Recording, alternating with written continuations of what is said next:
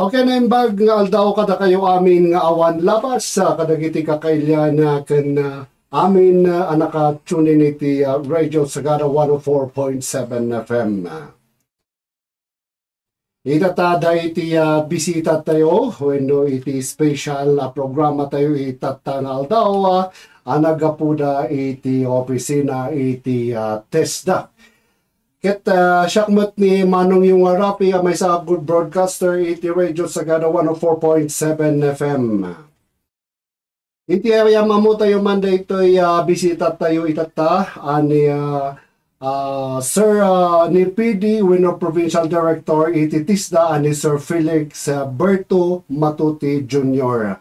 iti Montan Newsa. Kaya tayo man nga maamuan no anya dagiti programa kano anya man dagiti ibingay da kada tayo amin nga kakailyan taga Montañusa. So ito tayo man kinkuha na iti oportunidad itatangal daw Sir Felix anya iti kaya tayong maibingay itata panawon nang nangruna iti daytoy kunkunadang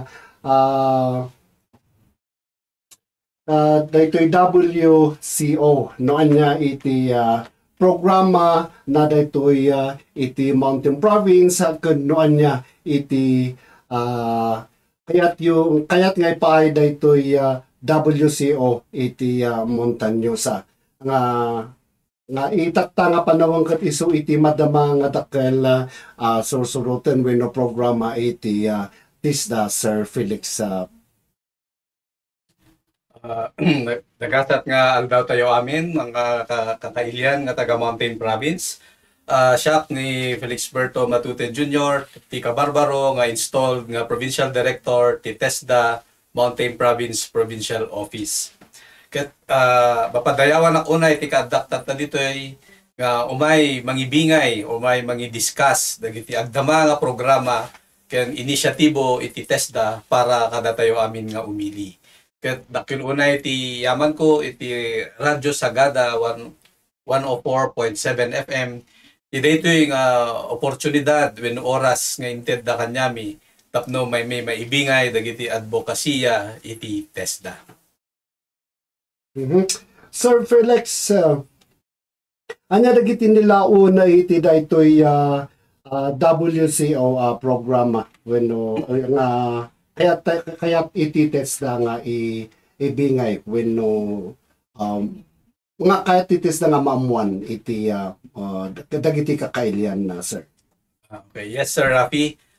Dito TESDA WCO wenno di TESDA World Cafe of Opportunities ket may isang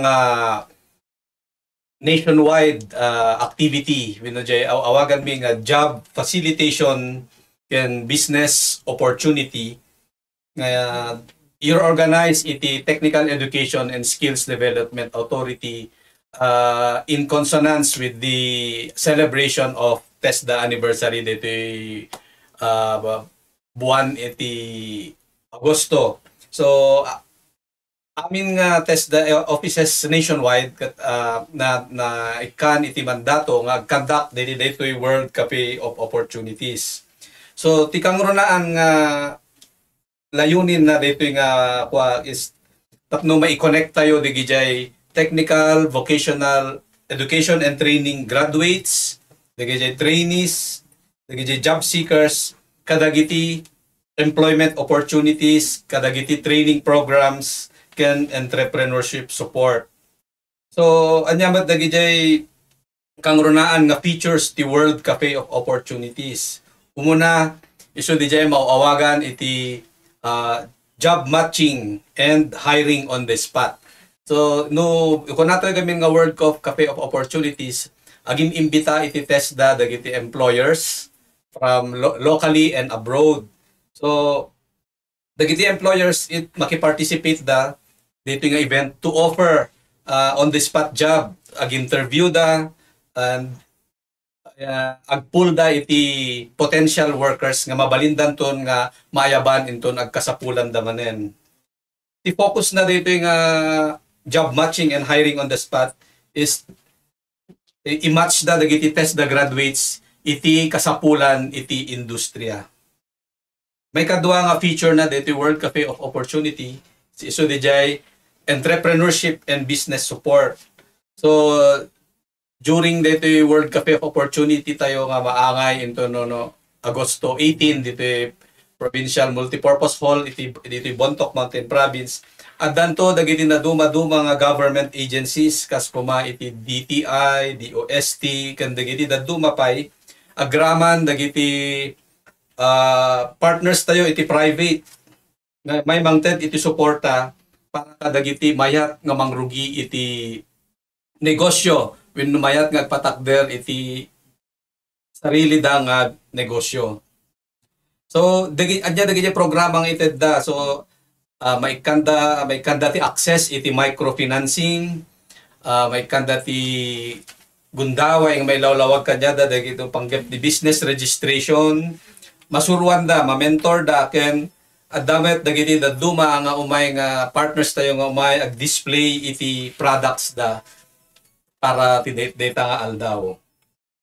May katlo nga activity para dito World Cafe of Opportunities tayo is dijay skills demonstration and career guidance.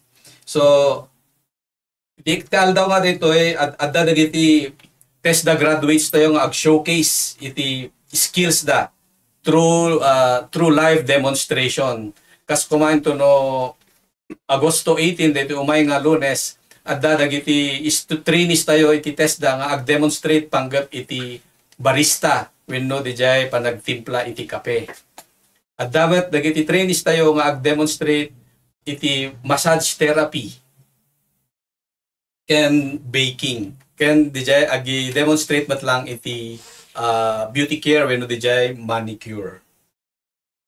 Ijay mat iti career guidance na at dapat ti guidance session nga maaramid para kadagiti estudyante, para kadagiti trainers, ken para kadagiti agbirbirok iti trabaho na.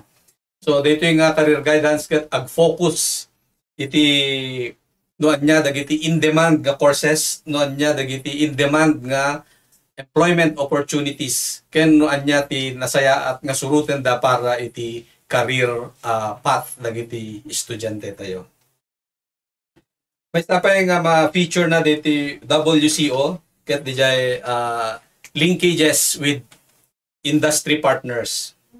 So dito kan pinag-conduct tayo ti World Cafe of Opportunities, i-strengthen tayo dijay ties between the TESDA and the industries. Tapnon masigurado tayo nga dagiti training programs nga aramiden wenno igan-ganwat iti TESDA para padagiti umili ket relevant wenno in demand wenno in line with the industry kan responsive dito iti labor market tayo locally and abroad. So addan to dagiti sessions nga kastoy nga maaramid at dagiti umay nga partners tayo nga makita ka dagito nga ganwat. Ken ti last nga feature na dito is this is the venue for promoting TESDA programs. So during dito panag-conduct tayo ti World Cafe of Opportunities, dito yan iti time nga agi-promote iti TESDA kadagiti programa na kaskumadag iti scholarship programs, training opportunities, and industry tie-ups. So kada ito yung matlangal daw naawis amin dagiti TechVoc, Technical Vocational Institution iti Mountain Province at dadanto amin ijay nga umay agawat iti enrollees para kadagiti scholarship wenno training programs nga i-offer da. So bali dito nga programa tayo is World Cafe of Opportunities and National Enrollment Day.